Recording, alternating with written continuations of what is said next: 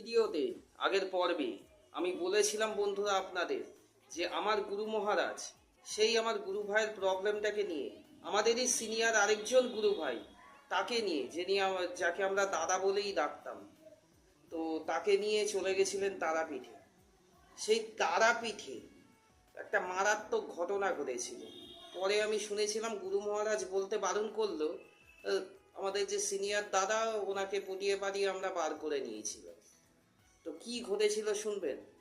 যখন গুরু মহারাজ তারাপীঠের শ্মশানে হোমে বসে, তখন গন্ডি দিয়ে বসতে হয়। তো যখন কোথাও হোম বা কোনো কাজের জন্য কেউ বসে, অবভিয়াসলি এটা জানবেন যে গন্ডি কেটে বসতে হয়। তো এই গন্ডি কাটতে গিয়ে পাশে, মানে বললে বিশ্বাস করবেন নাকি জানি না, সাপ অন্তত 100 থেকে 200 খানা সাপ নাকি এই গন্ডির চারপাশে ঘিরে ঘুরেছে সারাক্ষণ। গুরু মহারাজ তো এক্সপিরিয়েন্স, গুরু মহারাজের কোনো অসুবিধা হয়নি। দাদা কিন্তু এরকম জিনিসের সঙ্গে এক্সপিরিয়েন্স ছিল না, তখনও ভয় পেয়ে গেছিল। গুরু মহারাজ ছিল বলে কোনো অসুবিধা হয়নি।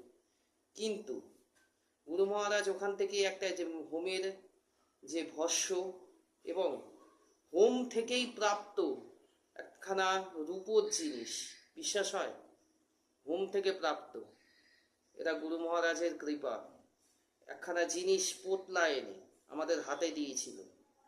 বলেছিল এরা দিতে যাবি সামনের শনিবার, এবং ওদের বাড়ির মাটির কোনো অংশ যেন তোর সঙ্গে এই আশ্রম অব্দি না আসে।